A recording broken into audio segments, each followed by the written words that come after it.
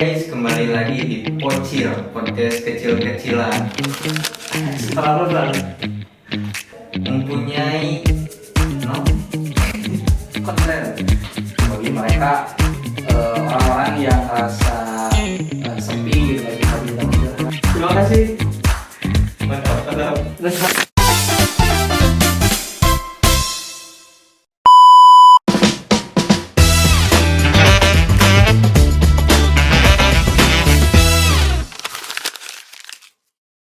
Halo guys, kembali lagi di Pocil, podcast kecil-kecilan.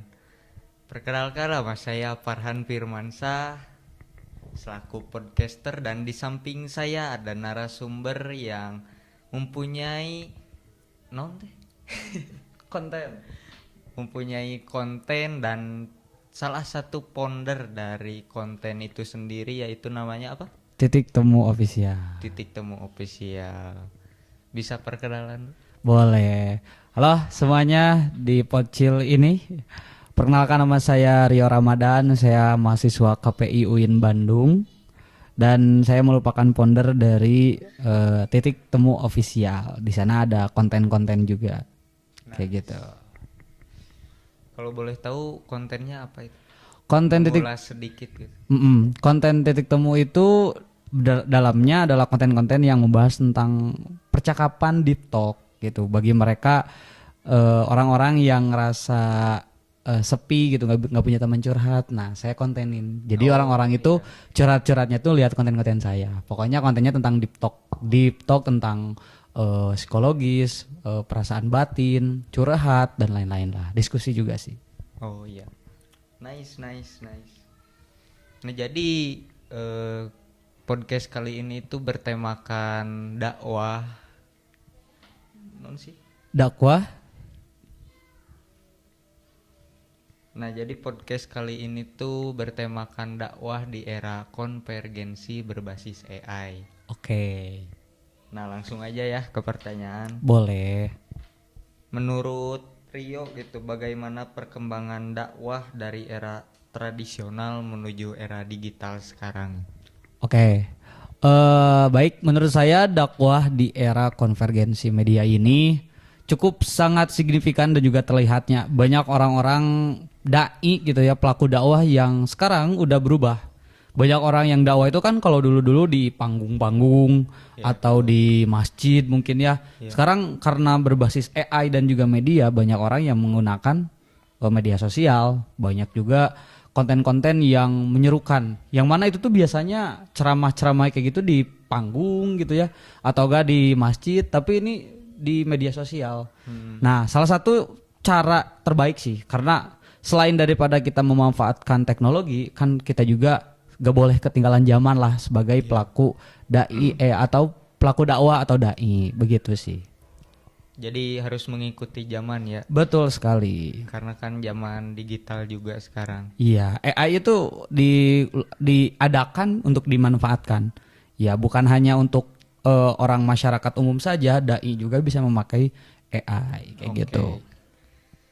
Nah, apa saja peluang yang bisa dimanfaatkan si dai ini atau lembaga dakwah dari teknologi? Yang dimanfaatkan pastinya media sosial sih kalau kata saya. Lembaga dakwah atau para dai sekarang membranding diri itu, para dai atau lembaga dakwah itu di Instagram, di TikTok gitu ya, membranding diri gitu dengan followers yang banyak, dengan konten yang menarik gitu ya. AI juga dipakai karena untuk memudahkan lah gitu. Kata saya media sosial sih yang paling, peluang yang paling banyak digunakan, karena itu bermanfaat sekali gitu ya. Mulai dari fitur live TikTok atau live Instagram atau postingan harian, story, itu banyak orang yang lihat gitu.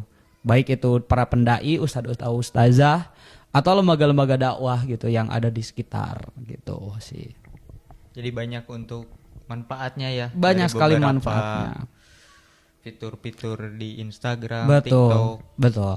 Oke. Nah, pertanyaan selanjutnya, Baik. bagaimana strategi agar pesan dakwah bisa tetap menyentuh hati gitu di tengah banjir informasi dan konten digital yang instan? Oke. Nah, ini juga sih jadi tantangan tersendiri gitu ya bagi kita selaku dai gitu ya, selaku pelaku dakwah. Karena konten itu sifatnya apa ya? Sifatnya kayak bebas aja. Maksudnya nggak ketaker. Kita kadang-kadang nih lihat ya di konten, salah satu konten. Ini ada ustadz ngasih tahu nasihat dan kita nggak tahu ustadznya siapa. Iya. Itu ilmu dari mana gitu ya. Kemungkinan bisa jadi hoax gitu ya. Iya. Nah, hal-hal itu yang kategorinya instan gitu. Kayak kita atau cari deh di Google atau sekarang ChatGPT gitu ya. Cara-cara apa selalu keluar kan. Dan Iya. itu instan gitu ya. Tanpa kita harus beli dulu buku gitu ya, kalau dalam era dulu gitu beli buku gitu, harus Nyari belajar sumber. dulu, Iya.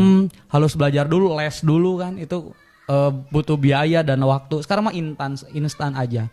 Cara ya tantangannya itu cara menghadapinya ya kita harus teliti juga gitu. Kita harus teliti, kita harus benar-benar yakin ini dari siapa gitu. Iya. Karena suka ada kan sumber-sumber yang kelihatannya ini dipercayai atau enggak gitu. Iya. Dari lembaga mana? Kadang-kadang kan lembaga dakwah juga punya website contoh ya. Nah, kita percayalah website yang resmi gitu. Iya. Suka ada juga website yang tidak resmi. Nah, itu bisa jadi timbullah hoax. Ya, salah satu yang harus dihadapi dari tantangan itu teliti juga.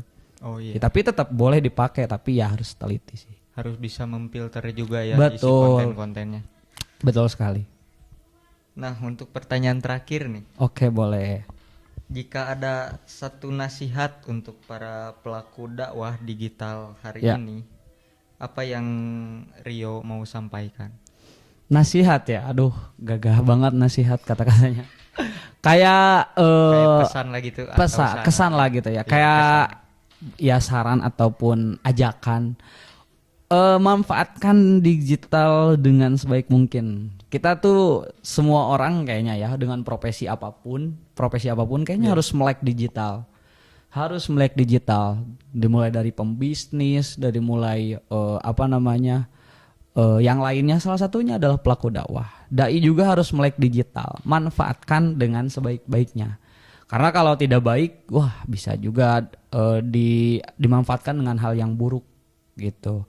Manfaatkan dengan sebaik-baiknya, tapi didasari juga dengan ilmu pengetahuan yang baik, akhlak Iya, yang baik. betul. Ya, intinya manfaatkan dengan baik. Jangan sampai tidak melek digital. Saya mah dakwah ya di panggung aja deh, di masjid aja deh, gak mau ke media sosial. Takutnya ya ketinggalan zaman, bisa jadi dakwahnya tidak menyeluruh, tidak tersampaikan kepada anak-anak zaman sekarang gitu. Karena anak-anak zaman sekarang jarang lah gitu menghadiri pengajian yang rutin gitu ya, jarang. Mereka lebih suka kalau ada YouTube nih gitu ya atau Instagram, ustadz siapa tonton, ustadz siapa tonton. Nah, hal itu harus dimanfaatkan oleh siapapun dai atau pelaku dakwah di sana. Kayak gitu sih.